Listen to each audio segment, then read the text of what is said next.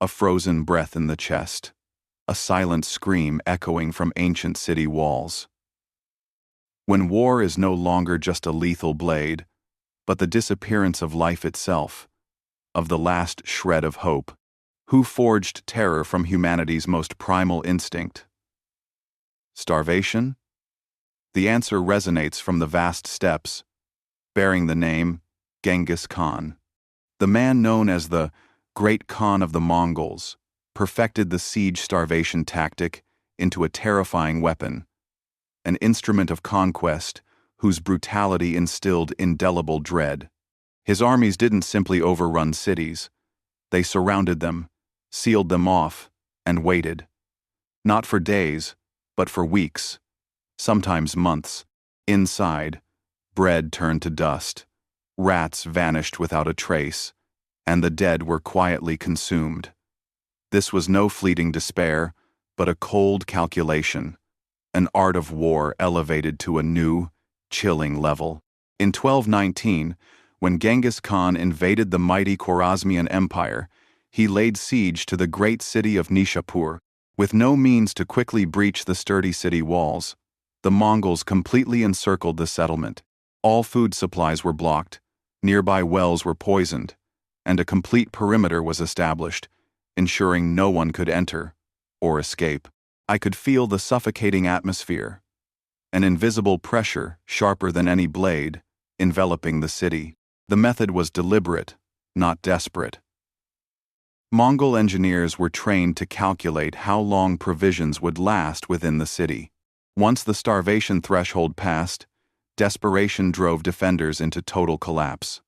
Some cities surrendered before a blade was even drawn. Others resisted, only to fall into horrors far worse, horrors that a Mongol soldier like myself had never truly contemplated. According to Persian chronicler Juvaini, the inhabitants of besieged cities were sometimes forced to eat leather, grass, and in the most extreme cases, even the corpses of the dead. None remained to bury the corpses, he wrote of Merv, another city that faced starvation under siege, and the dogs feasted on the flesh of the faithful. I can visualize that scene, the pungent smell of death, the faint cries of the survivors, and the terrifying silence of departed souls. When the gates finally fell, the Mongols were not merciful. The survivors, gaunt, skeletal, barely human, were massacred or enslaved. The siege starvation tactic was not just a means of victory, it was a psychological weapon. To show that resistance would lead not only to death, but to a slow, humiliating, and helpless end. It etched into the enemy's mind the truth that no one could withstand the Great Khan's wrath. After the city walls crumbled, another type of weapon emerged, turning human beings into living sacrifices. Among the many brutal tactics employed by Genghis Khan, the use of human shields stands as one of the most coldly calculated. This was no accident of war. It was a deliberate, systematic policy. Captured civilians, often from recently conquered towns, were forced to march ahead of Mongol troops into enemy lines. Their bodies served a grim purpose, absorbing the first barrage of defending arrows, exhausting the enemy's firepower, and sowing confusion. One of the most infamous examples took place during the Mongol invasion of the Khwarezmian Empire, particularly at the siege of Gurganj in 1221. As resistance stiffened and defenses grew desperate, Genghis Khan ordered thousands of prisoners, mostly women, children, and elderly men, to be pushed forward as a buffer between his forces and the city walls. I could picture the terror in their eyes, the bewilderment of the children, as they were herded towards an almost certain death. No screams could shake the cold resolve of the disciplined Mongol soldiers.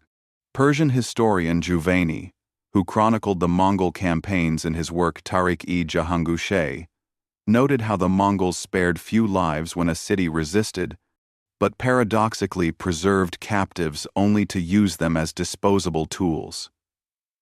They used the people of one city to batter down the next, he wrote, grimly documenting the machinery of terror in motion. This tactic served more than a military function. It sent a chilling message: surrender, or see your neighbors and kin forced to die in your place. The sheer ruthlessness shattered the morale of many defenders before a single blade was drawn. To the Mongols, war was not governed by chivalry or mercy. It was governed by results.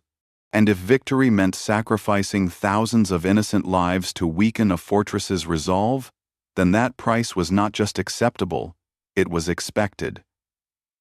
For Genghis Khan, war was total. Not just soldier against soldier, but entire populations used as pawns in a horrifying game of conquest. In 1223, after the Mongols crushed a coalition of Rus's princes and their Kipchak allies at the Battle of the Kalka River, the survivors faced not mercy, but a calculated and humiliating end. The Mongols, led by generals Subutai and Jebe, under the command of Genghis Khan, had no intention of treating their captives as honorable foes. Instead, they turned their punishment into a spectacle of absolute dominance. Mstislav of Kiev and other captured Rus's nobles were not executed by blade or by fire. According to both Rus's and Persian sources, the Mongols laid these princes face down in the earth. Then, in a calculated performance, they constructed a large wooden platform directly on top of the living bodies.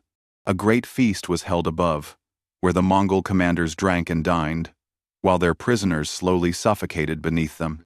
I could hear the laughter of the victors, the clinking of cups, mingling with the faint groans from beneath the platform, the sounds of life slowly fading away. It was a bloodless execution, yet 1,000 times more horrifying. Historical accounts vary in some detail, but the Russian primary chronicle and later Persian narratives agree on the essential horror.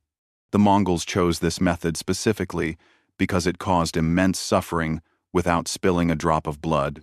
In Mongol legal and cultural tradition, especially when dealing with high-born enemies, it was sometimes taboo to shed noble blood directly, so they devised a method of killing that was brutal, yet technically bloodless.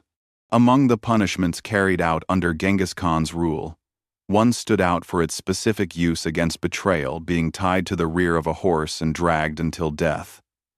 This was not a common battlefield execution. It was a targeted sentence, used primarily against those who had violated trust, defectors, spies, or governors who surrendered a city and later resisted. In Mongol law, treason was not simply disobedience. It was a disruption of the Khan's world order, and it demanded a public, irreversible response. The punishment was direct and gruesome. The condemned individual's hands were bound, sometimes their limbs dislocated to prevent resistance. Then, they were fastened with ropes to a mounted horse. At the command of an officer, the animal was spurred forward.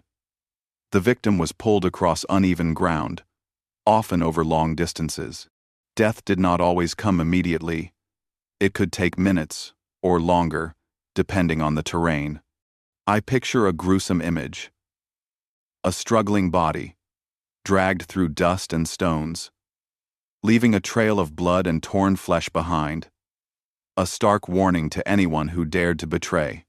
The Mongol Empire did not simply conquer, it dismantled worlds and rewrote the rules of power through fear, discipline, and unforgiving justice.